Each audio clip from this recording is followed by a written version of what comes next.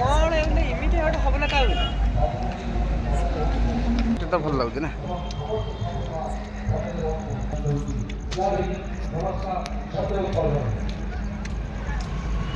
ଆମେ ମାମୁଁ ଭଣଜା ଯାଉଛୁ ମେଲୋଡି ଦେଖିବା ପାଇଁ।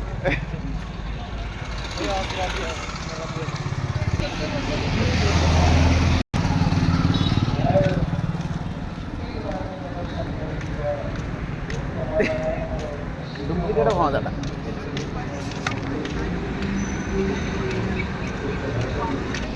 ଏଇଟା ଆରମ୍ଭ ହେଲା ଦେଖ, ଆର ବର୍ଷ ଆହୁରି ଉନ୍ନତି କରିଛି, ମାନେ ଭଲ ଡେଭଲପ କଲା।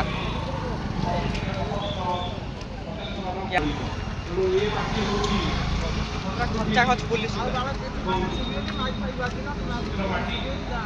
जो पार्टी को हमें ସମସ୍ତେ ମିଶି ଆଜି ଏକାଠି ହୋଇ ଏ ଯେଉଁ ସଂସ୍କୃତି ଏବଂ ତାର ଭଣ୍ଡାରଭୋଗର ମାଟିକୁ ଗୌରବାନ୍ୱିତ କରିବା ସେଥିପାଇଁ ସମସ୍ତେ ଆଜି ପ୍ରୟାସ କରୁଛନ୍ତି। ତେଣୁ ମୁଁ ଶେଷରେ ବେଶୀ ବକ୍ତବ୍ୟ ନ ଦେଇ ଏ ଭଣ୍ଡାରୀ ପୋଖରୀ ମାଟିକି ଏବଂ ଏ ଭଣ୍ଡାରୀ ପୋଖରୀର ସମସ୍ତ ଜନସାଧାରଣଙ୍କୁ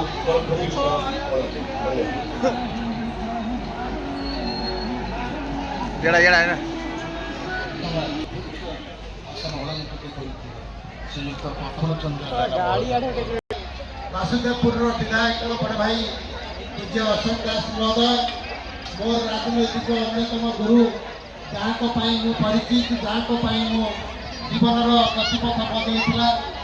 ଆରମ୍ଭ କରିକି ସଙ୍ଗୀତ ନାଟକ ଠାରୁ ଆରମ୍ଭ କରିକି ଏକକ ଅଭିନୟ ଠାରୁ ଆରମ୍ଭ କରିକି ଯେତେ ପ୍ରକାର କଳା ଅଛି ସେ ପ୍ରଦର୍ଶିତ କରିବା ପାଇଁ ଇଏ ହେଉଛି ଏକ ମାଧ୍ୟମ।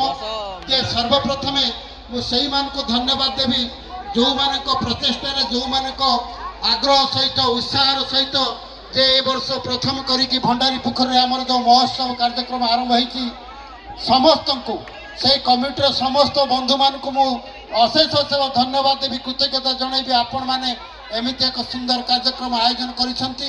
ମୁଁ ବିଶେଷ ଭାବରେ କହିବାକୁ ଚାହେଁ ନାହିଁ, ଏଥିକୁ ପ୍ରଭୁ ଜଗନ୍ନାଥଙ୍କ ପାଖରେ ପ୍ରାର୍ଥନା କରିବି ଏ ଯେଉଁ ନିଆରା କାର୍ଯ୍ୟକ୍ରମ ଆମେ ଆରମ୍ଭ କରିଛନ୍ତି ତାର ଭବିଷ୍ୟତ ଉଜ୍ଜଳମୟ ହେଉ ଏବଂ ସମସ୍ତ କାର୍ଯ୍ୟକ୍ରମ ଆଗକୁ ଆହୁରି ବଢ଼ି ଚାଲୁ। ଏହି